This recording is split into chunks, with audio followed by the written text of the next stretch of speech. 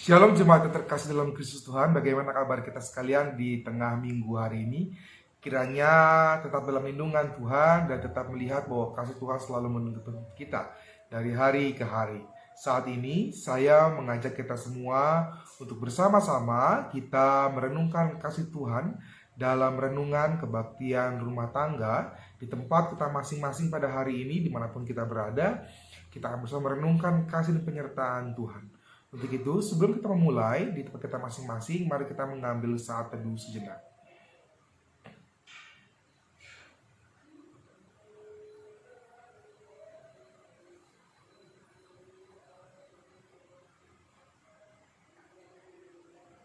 Saat teduh selesai, saat ini kita akan bersama-sama masuk dalam kebaktian rumah tangga. Saya mengajak kita semua untuk bersama-sama bernyanyi memuji Tuhan dari PKJ 14, Kunyanyikan Kasih Setia Tuhan. Ku nyanyikan kasih setia Tuhan selamanya, selamanya. Ku nyanyikan kasih setia Tuhan selamanya, ku nyanyikan selamanya. Ku tuturkan tujumu, kasih setiamu Tuhan. Ku tuturkan tujumu, kasih setiamu turun-temurun. Ku nyanyikan kasih setia Tuhan selamanya, selamanya. Ku nyanyikan kasih setia Tuhan selamanya, ku nyanyikan selamanya. Bapak Ibu jemaat yang terkasih dalam Kristus Tuhan, tibalah kita dalam waktu untuk perenungan Sabda Tuhan. Untuk itu, mari kita mempersiapkan hati dan diri kita untuk masuk dalam perenungan Sabda Tuhan. Kita berdoa. Mari kita berdoa. Ya Kristus Tuhan Allah kami, Bapa yang menjaga kehidupan ini, terima kasih untuk penyertaan-Mu yang sungguh nyata. Saat ini, di tengah-tengah segala rutinitas dan aktivitas kami dimanapun kami berada, kami ingin merenungkan Sabda-Mu. Kiranya Tuhan memimpin dan mengurapi kami, menyertai kami, kasih-Mu menaungi kami, sehingga kami Engkau berikan hikmat untuk mengerti dan melakukan setiap kehendak Tuhan dalam kehidupan kami. Pimpin kami ya Kristus, berapi kami ya Bapa, padamulah kami berdoa dan bermohon. Amin. Firman Tuhan hari ini diambil dari Yakobus pasal 3 ayat 13 sampai 18. Yakobus pasal 3 ayat 13 sampai 18 yang diberi judul oleh LAI, Hikmat yang dari atas. Saya akan membacakan untuk kita semua demikian. Siapakah di antara kamu yang bijak dan berbudi?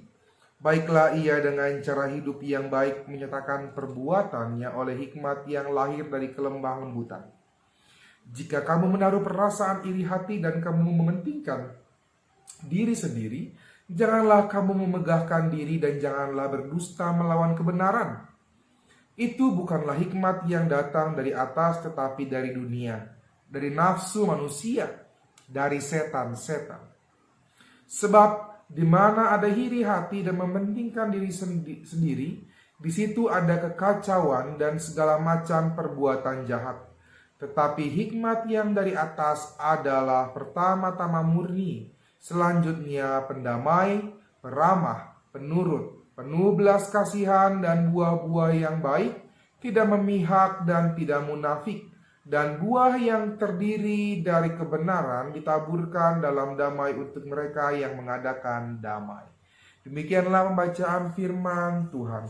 Bapak Ibu jemaat yang terkasih dalam Kristus Tuhan, hari ini kita bersama-sama merenungkan firman Tuhan yang mengingatkan kita untuk memiliki hikmat dari Allah di tengah-tengah perjalanan kehidupan dan dalam relasi kita dengan sesama kita.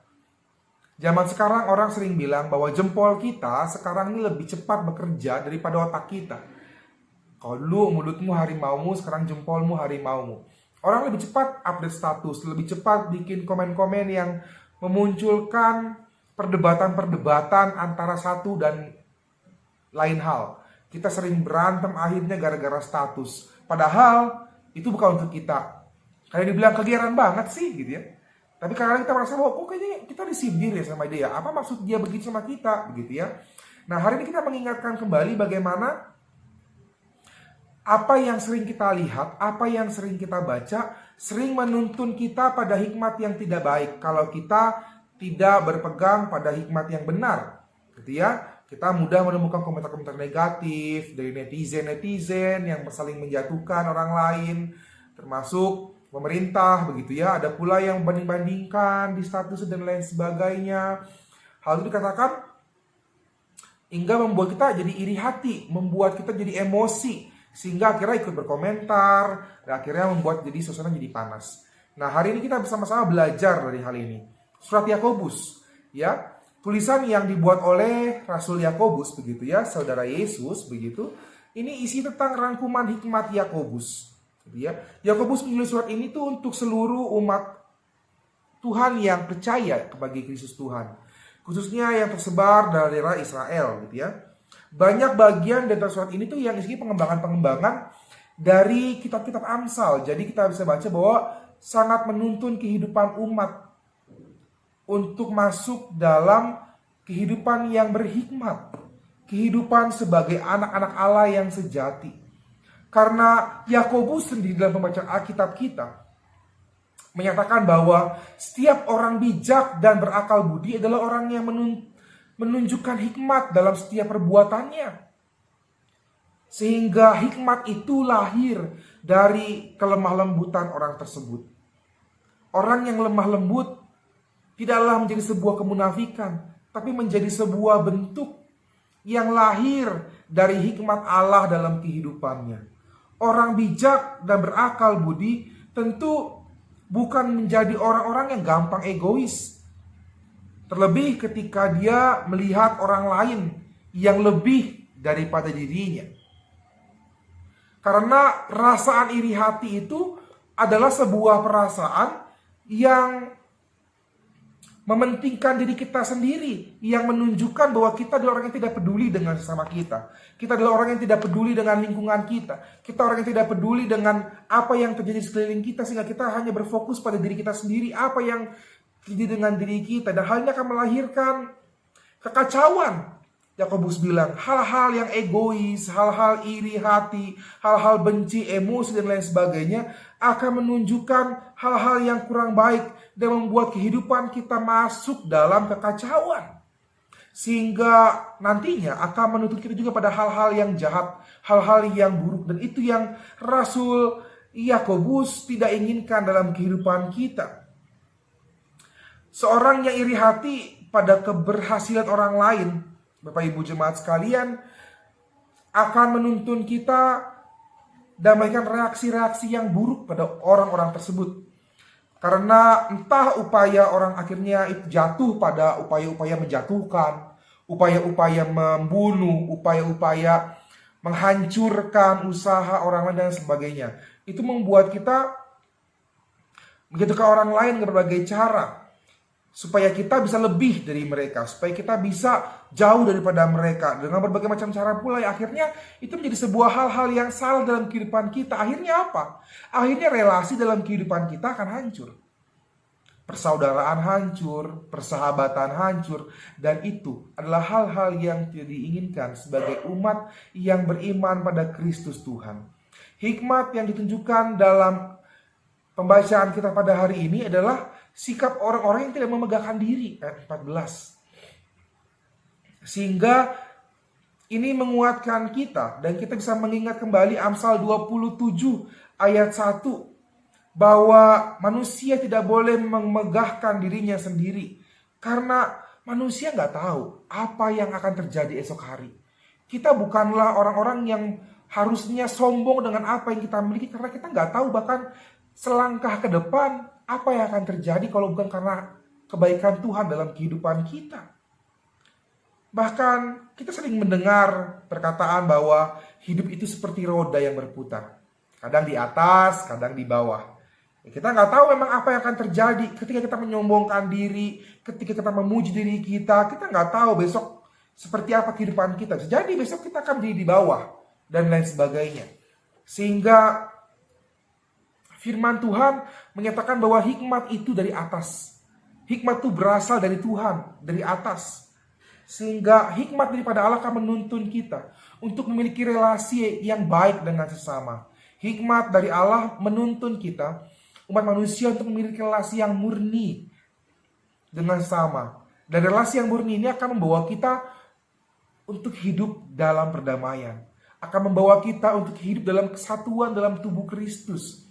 Karena sifat-sifat yang tumbuh pada seseorang yang dipimpin oleh hikmat Allah bukanlah seorang pemarah, tapi peramah.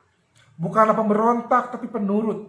Bahkan dia hidup dalam penuh kasih sayang dan hidup dalam buah-buah yang baik. Tidak memihak, bahkan tidak munafik hidupnya. Hidup dalam kejujuran. Sehingga cerminan kasih Allah yang baik dan adil sungguh nyata dalam diri seorang yang mendapatkan hikmat dari Allah. Tidak memihak, tidak munafik, tidak membela siapapun untuk kebenaran-kebenaran, untuk kepentingan-kepentingan orang-orang lain. Sehingga dalam pembacaan firman Tuhan hari ini, kita diingatkan kembali untuk meminta hikmat daripada Tuhan.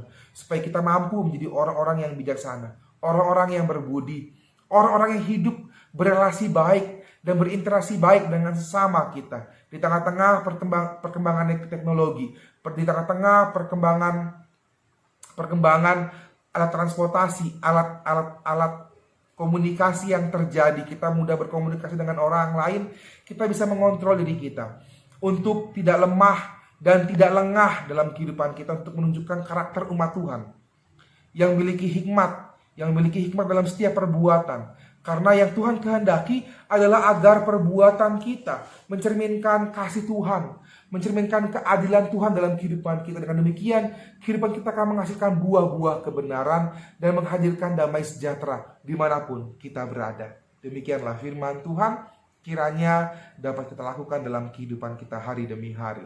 Tuhan memberkati kita sekalian. Untuk itu, Bapak Ibu Jemaat sekalian, kita akan bersatu dalam doa syafaat. Mari kita berdoa.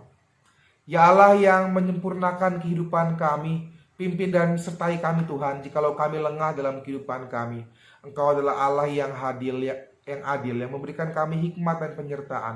Pimpin sertai urapi kami Tuhan. Kadang kami merasa lemah, kadang kami merasa kami umat yang perlu bimbingan Tuhan. Sertai kami Tuhan jikalau kami tidak mampu menghadapi dunia ini. Pimpin kami Tuhan jikalau kami tergoda dengan kenikmatan-kenikmatan dunia ini.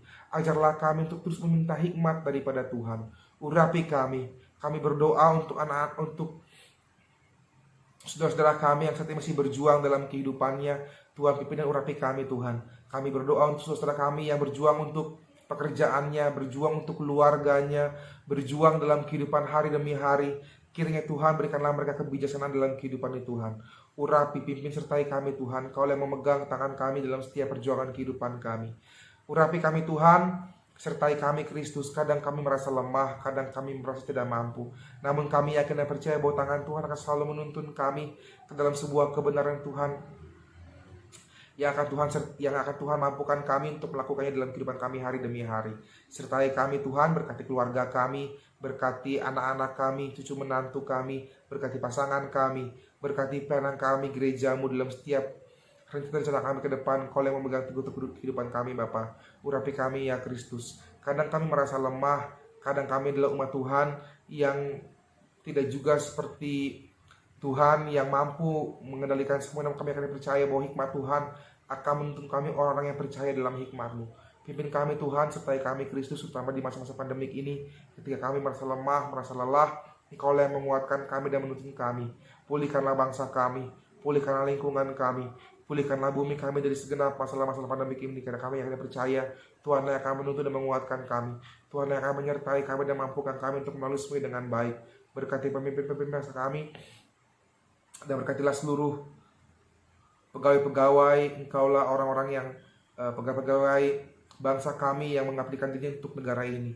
Engkau yang menuntun kami semua, sehingga hikmat Tuhan boleh Tuhan berikan kepada kami, sehingga kami dapat menjadikan negara kami pun, bangsa kami dan tempat kami tinggal menjadi tempat yang damai, aman, sentosa.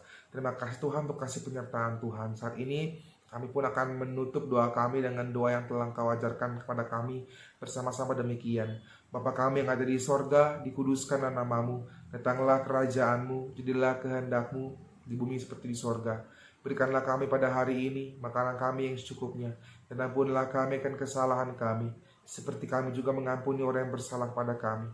Dan janganlah membawa kami ke dalam pencobaan, tetapi lepaskanlah kami daripada yang jahat. Karena Engkau yang punya kerajaan dan kuasa dan kemuliaan sampai selama-lamanya. Amin. Bapak Ibu jemaat yang terkasih, kita akan menutup kebaktian kita, perenungan kita pada hari ini. Kita bersama-sama akan bernyanyi dari NKB 165, Maukah Kau Jaya atas seteru.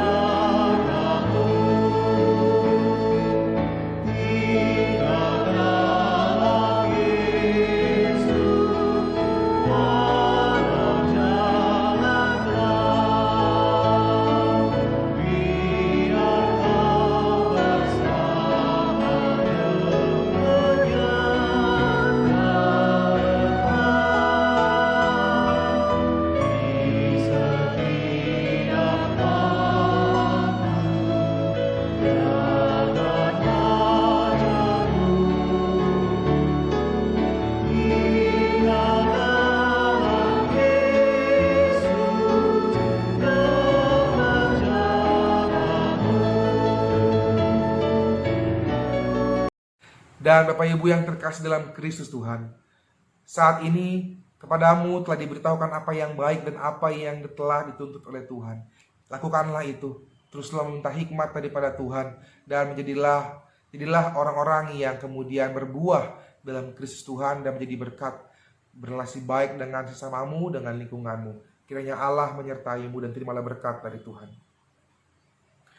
Allah berjalan di depan untuk menuntun engkau. Allah berjalan di belakang untuk menguatkan engkau. Allah ada di sekelilingmu untuk menjaga dan memelihara engkau sekarang dan selama-lamanya. Amin. Kiranya Tuhan memberkati kita sekalian. Selamat beraktivitas kembali.